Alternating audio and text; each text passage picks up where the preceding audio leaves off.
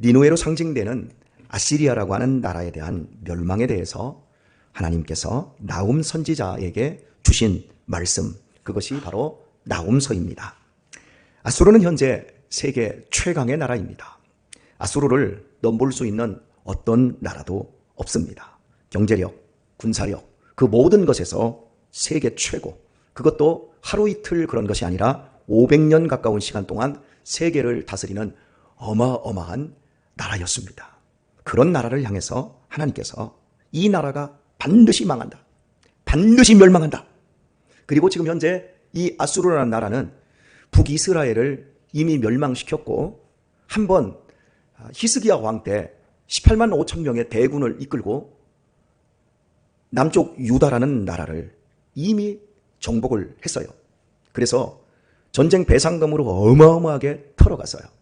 그리고도 모자라서 유다 백성들을 호시탐탐 아예 먹어버리려고 하는 이런 상황 속에서 하나님께서 나훔 선지자를 통해서 그 나라가 악질이다, 그 나라가 반드시 내가 손을 볼 테니까 염려하지 마라, 이런 형식으로 믿음의 나라인 유다에게 용기와 격려와, 그래서 너희들도 교만하지 말라라고 하는 말씀으로 교훈 삼고 있는 이런 말씀이 바로 나훔서라고 할 수 있겠습니다.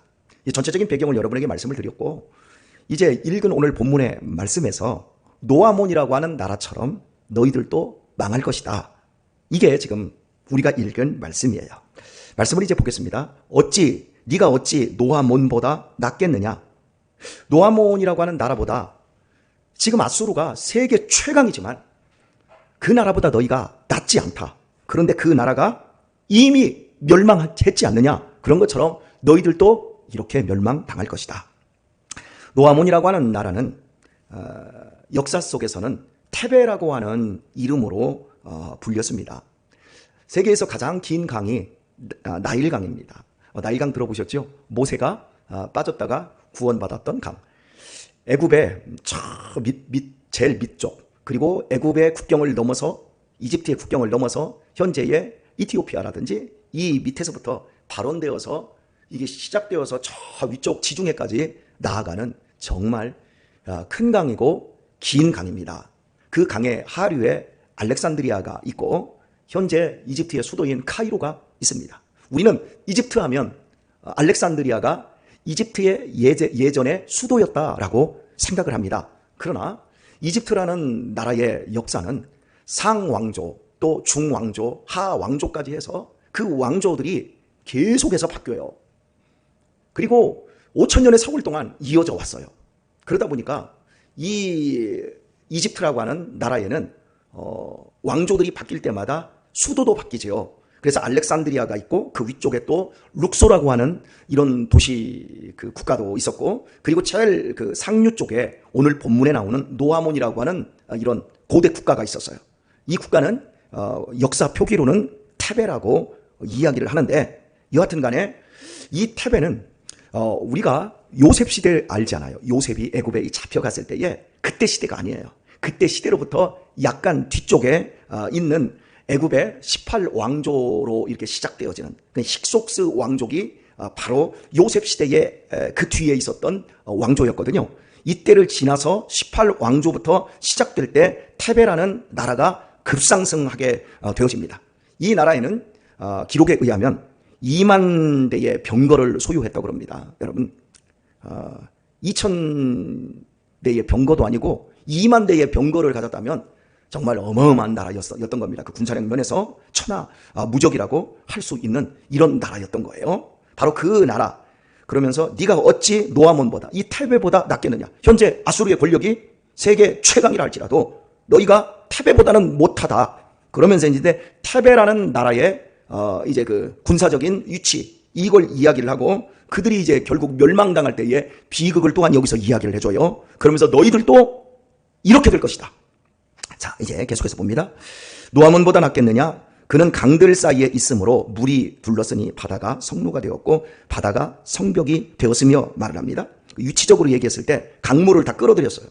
그래서 굉장히 높은 성벽을 쌓고도 그 주변에 운하를 이렇게 다 물을 끌어들여서 운하를 만들고 그래가지고 바다 한가운데 떠있는 요새처럼, 바다 한가운데 있는 어마어마한 높이의 성벽처럼 마치 물을 많이 끌어들이다 보니까 어떤 육군, 어떤 적도 쳐들어올 수 없을 만큼 엄청난 도시 요새를 만들었다라고 말을 하고 있는 겁니다. 여러분, 천하 요새인데 중요한 건 이런 물로 이렇게 둘러싸여 있는 이런 성을 공격하려고 하면 육군의 병력으로는 안 돼요. 우리나라에는 해병대라고 하는 특수한 부대가 있잖아요. 그래서 해병대가 뭐냐라고 얘기하면 바다에서도 싸우고 육지에서도 싸우는 부대, 이렇게 이야기합니다. 그래서 육군과 해군을 반반 섞어놓은 부대라고 그 특징을 이야기하지만 실은 해병대는 육군도 아니고 해군도 아닙니다. 독립적인 부대예요. 특화되어 있는 부대지요. 일단 바다에서 훈련을 받고 바다를 통해서 그 육지로 상륙훈련하고 상륙을 해서 적을 제압하는 이 강력한 부대, 이 부대가 고대에는 없었던 거예요. 그러다 보니까 성을 쌓으면 육군이 공격하지만 그 성 주변을 물을 끌어들이면 이건 육군이 공격할 수 있는 성이 아닌 거지요. 이 정도로 테베라는 나라가 요새를 구축을 했습니다. 그럼에도 이 성이 무너졌다는 거예요. 그리고 현재 아수르 역시도 유프라데스 강을 끌어들여서 이 테베처럼 똑같이 자기들의 도시 니누에를 건설한 거예요. 그러니까 우리는 누구도 우리 도시를, 우리나라를 함락시킬 수 없다. 이런 배짱들이, 이런 교만들이 있을 수밖에 없는 거죠. 여러분, 삼성이 무너질까요? 안 무너질까요? LG가 무너질까요? 안 무너질까요? 삼성은 세계 최고의 기업 중에 하나입니다. 안 무너질 거라는 이 생각을 우리는 갖고 있어요.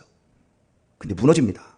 제가 무너지라고 저주를 퍼붓고 있는 게 아니라 영원한 기업은 없어요. 근데 우리의 생각은 그래요. 돈이 많은 사람들. 현대 안 무너질 겁니다. 일단은 현대나 삼성 같은 기업은 우리나라 국가기업이라고 생각합니다. 무너지면 우리나라 경제는 끝난다고 생각하니까 우리는 더더욱 무너지면 안 된다, 안 무너진다라고 하는 맹신이 우리 안에 있어요. 하지만 다 무너져요. 영원한 것은 이 세상에 없어요. 아무리 좋은 안전장치를 했어도 무너지기 시작하면 걷잡을 수 없이 무너지는 것, 그것이 이 세상에 있는 나라, 이 세상에 있는 기업들 모두가 다 똑같은 거예요. 근데 사람은 조금만 힘을 가지고 있고 조금 안전장치를 해놓으면 우리는 괜찮아, 안 무너질 거야, 이렇게 이야기를 하죠. 그런데 이사야 28장 22절 말씀을 보면 너희가 경만히 행하지 말라 이렇게 말해요. 여기서 경만하다는 건 가볍게 교만하지 말라 그래요. 내가 이 세상을 멸망시키기로 작정했다. 나는 여호와다. 이렇게 말합니다. 여러분, 이 세상은 종말을 향해 가고 있어요. 종말은 인간이 막을 수가 없어요. 태풍이 세지고 있고 더위가 더 강해지고 있어서 예전보다 훨씬 피해가 심각해지고 사람들이 더 많이 죽습니다. 인류 문명 기술이 아무리 발달해도 자연 만물을 거스를 수가 없어요. 그런데도 인간은 경만히 행하고 있습니다. 이 세상은 멸망이 작정되어 있어요. 여러분, 우리의 죽음이 작정되어 있지요. 그러니까 우리에게 가장 중요한 게 뭐예요?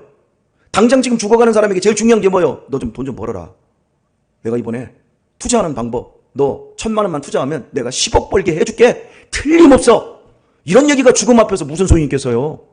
그러니까 인류의 종말과 우리의 인생의 개인의 종말이 있습니다. 그러므로 말미암아 우리가 이 세상에서 내가 보험장치를 아무리 잘 해놨든, 내가 연금 혜택을 아무리 잘 준비를 해놨든 그것이 무슨 소용이 있겠냔 말이에요.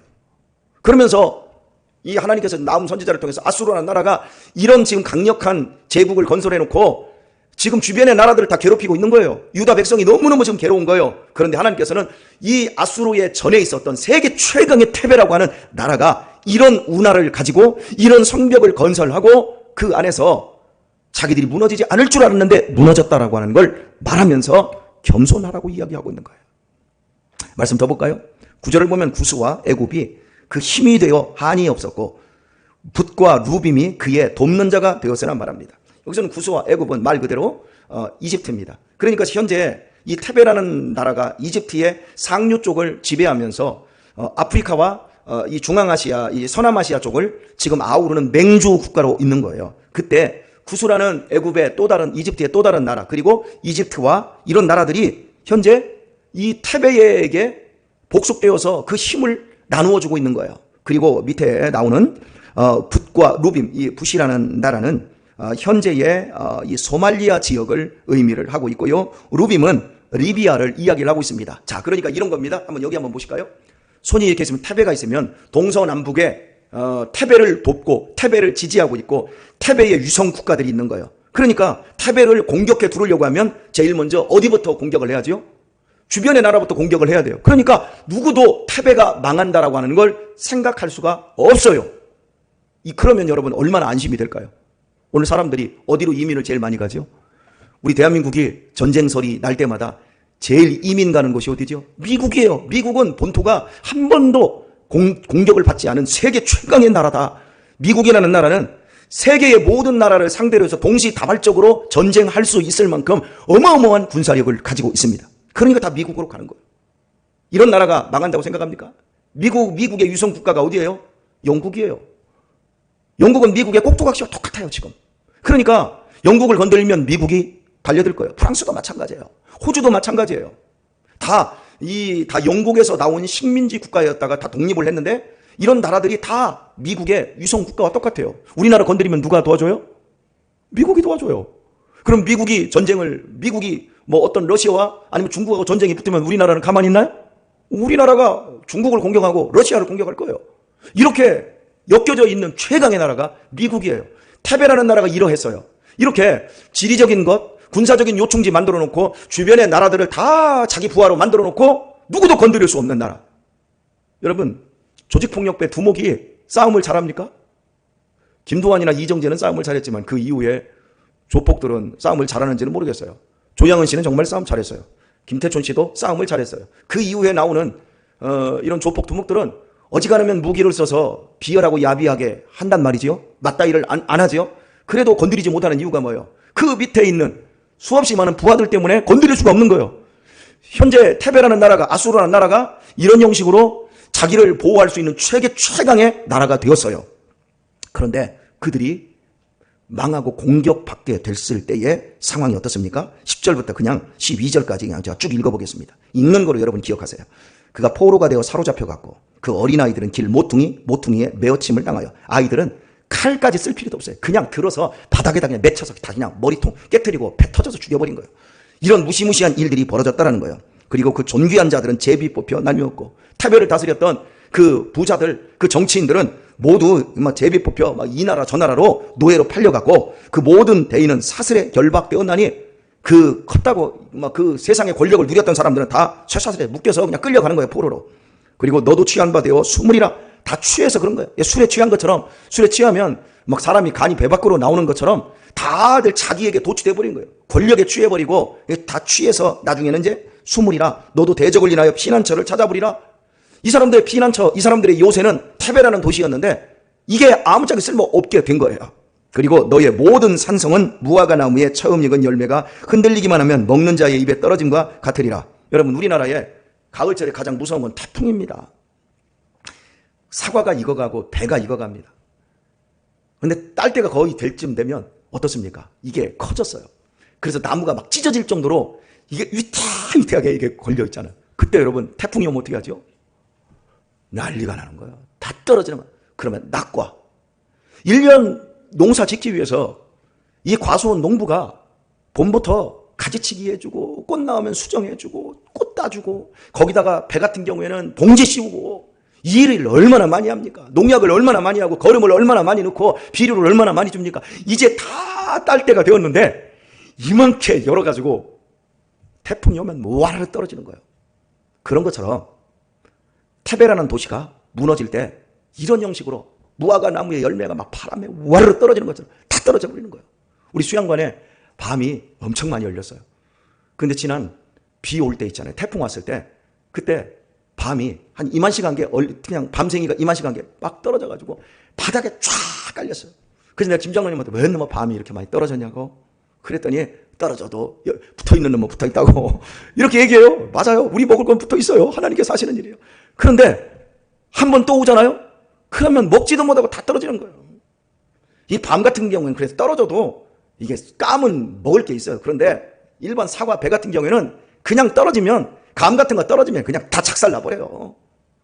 여러분, 떨어질 때가 있단 말이에요. 익을 때도 있고 꽃 피울 때도 인생이 있지만 분명히 떨어질 때가 있습니다. 모든 인생의 운명은 다 똑같아요. 사람의 운명이나 국가의 운명이나 기업의 운명이나 다 잘 나갈 때가 있어요. 그때 교만하면 안 되는 거예요. 우리 한번 따라서 한번 할까요? 나는 티끌이다. 우리 티끌이에요. 아파르를 주물러서 아담을 만들었어요. 그게 사람이에요. 티끌을 모아서 사람을 만든 거, 아담을 만든 게 이게 인생이에요. 아무것도 아니에요, 이거.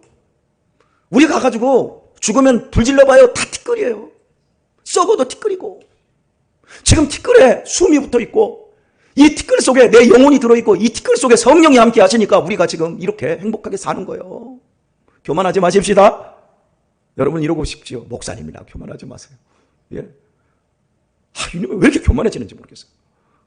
왜 이렇게 판단하는지 모르겠어요. 교만하면 내가 티끌이라는 사실을 잃어버려요. 이 세상에서 제일 중요한 건 이 티끌이 지금 부서져 가고 있어요. 이건 하나님이 정한 결과예요. 그런데도 그걸 잃어버리면 자꾸 교만해져 가지고 왜 이렇게 죽을 짓만 하는지, 왜 그렇게 하나님이 보시기에 미운 짓만 하는지 제가 제 자신을 판단할 때 정말 한심스럽습니다.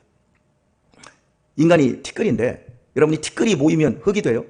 흙이 많이 모이면 여기다 물을 붓고 이걸 막 주물럭주물럭 끓이면 그래가지고 틀에다 놓고 딱 만들면 벽돌이 돼요.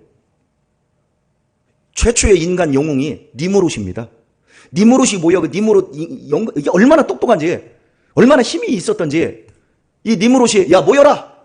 꿈동산. 어떤 꿈동산을 만들었어요? 우리가 대를 쌓고 축대를 쌓고 그 위에다가 우리가 탑을 쌓아서 흩어짐을 면하자. 티끌을 모아가지고 벽돌을 만들어서 그 벽돌 가지고 탑을 세워요. 그게 바벨탑이에요. 인간이 하는 짓거리가 그런 거예요. 야 모여라. 사람이 모이기만 하면 힘이 생겨요. 모이기만 하면 머리 좋은 사람, 기술 좋은 사람, 힘 좋은 사람, 모이기만 하면 사람들이 도시 문명을 일구고 거기에서 하나님은 쫓아내버리고 우리가 멋지게 한번 살아보자. 테벨을 건설하고 아수르 니누에를 건설하고 바벨론의 왕조를 건설하고 페르시아 수산성을 건설하고 그리고 로마를 건설하고 그리고 오늘에 이르기까지 하고 있는 짓이 사람이 모이기만 하면 하나님을 내쫓아버려요. 그리고 우리끼리 한번 잘해보자. 하나님이 어떻게 하십니까? 다 쳐버려요. 바벨탑을 다 무너뜨리고 우리의 삶을 다 무너뜨리세요. 평생 사람이 하는 짓은 자신의 힘만 가지면 하나님을 대적하고 하나님께 반역하는 것, 그 일만 해요. 오늘의 말씀을 맺도록 하겠습니다. 지금 우리 엄장로님 자동차 몇 cc예요? 힘이 딸리지 않으시죠? 1600cc? 우리 전종훈 우리 권사님은 차 몇 cc세요?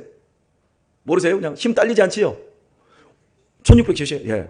우리 맨날 자동차 처음 나왔을 때 맨날 힘 딸린다 그 얘기했어요. 제가 군대 갔을 때 포니2를 몰았거든요. 포니2를 몰고서나 벽제에서요 서울 넘어오려면 무학제국에 넘어오거든요. 무학제국에 예전에 높았거든요. 무학제국에 넘어오려면 포니2가 힘이 없어 덜덜덜덜 거려요. 막 저기 북파발에서 막 넘어서 거기서부터 막 북파발에서 넘어서 불광동 넘어야 되고 연신내 넘어야 되고 다 고갯길인데 무학제 올라가면 차가 딜딜딜딜 거려요. 그러다가 여러분 엑셀이 나왔거든요. 차가 바뀌었거든요. 제가 군생활할 때 제가 몰았던 차거든요. 엑셀을 탔는데 무학제를 그냥 막 붕붕붕 하고 올라가는 거예요. 힘이 얼마나 좋은지. 아직도 사람들이 자동차 얘기하면 힘 좋아? 예전에 미시령 고개 한계령 고개 넘어가려고 하면 차 있잖아요. 힘이 하나 없어가지고 덜덜덜덜덜 거렸어요. 그래가지고 너 내려. 짐도 내려야 되는데 짐은 못 내리니까 사람이 내려가지고 밀기도 하고 이랬어요. 근데 지금 힘이 모자랍니까? 차들이 힘이 얼마나 좋아요. 그런데 중요한 건 차는 힘이 센 게 중요한 게 아니에요. 조향장치, 제동장치가 좋아야 돼요. 아무리 힘이 좋아가지고 아무리 잘 나가도요. 이게 방향을 조절하는 거 이게 잘못되어 있으면 그냥 대형 사고 나는 거예요. 브레이크 밟아야 될 때 밟았는데 안 서버리면 큰일 나는 거예요. 우리 인생에서 제일 중요한 것은 힘이 아니에요. 돈힘, 권력힘, 지식힘이 중요한 게 아니라 내가 방향, 하나님을 향한 방향, 말씀에 순종하는 방향, 그리고 하나님의 너 멈춰, 절제, 이런 것들이 우리 인생에서 제일 중요한 거예요. 갈비는 그럽니다. 네가 너 자신을 알고 싶어? 그럼 네가 하나님을 알아야 돼. 하나님을 알 때만 네 자신을 알 수 있어. 그렇지 않으면 방황하는 거야. 오늘 우리는 테베만큼 니누에만큼 힘이 없어요. 우리 교회 지금 여지 안에 지금 제일 힘이 없는 사람이 누군지 아세요? 우리 지금 강대식 집사님이요. 박정수 권사님한테 박정수 권사님 옛날에 때리지도 않았지만 박정수 권사님 한 주먹거리도 안 돼서. 그런데 지금은 박정수 권사님한테 우리 강대식 집사님이 한 주먹거리도 안 될 거예요. 싸웠다는 얘기가 하는 게 아니라 내 몸 하나도 지금 지탱을 못 해요. 우리 강 집사님 얼마나 겸손합니까? 여러분 겸손해야 하나님이 불쌍히 여겨요. 우리 제가 잘나 보이고 힘세 보여도 여러분 먼지예요. 아셨어요? 여기 다 먼지예요. 얼마 안 남았어요. 임자 얼마 안 남았어. 먼지 될 날 얼마 안 남았어. 그까지 가 통장에 좀 돈 있고 내 이름으로 되어 있는 집문서 있다고 목에 힘주지 말고 살아가는 날 동안 겸손하게 살도록 하십시다. 또 그런 거 없다고 비굴해하지도 말고 그냥 하나님 나는 구원받았습니다. 감격합니다. 감사합니다. 얼마 안 남았습니다. 이제 조금만 지나면 저 영원한 하늘의 도성 천국에 입상합니다. 이런 믿음 가지고 오늘 또 여러분의 힘없는 인생, 여러분의 오늘 한심한 이 삶들, 오늘 또 원망과 불평으로 점철 지우지 마시고 감격하고 감사하고 기뻐하고 즐거워하며 멋진 하루 사시기를 우리 주 예수님의 이름으로 축원합니다.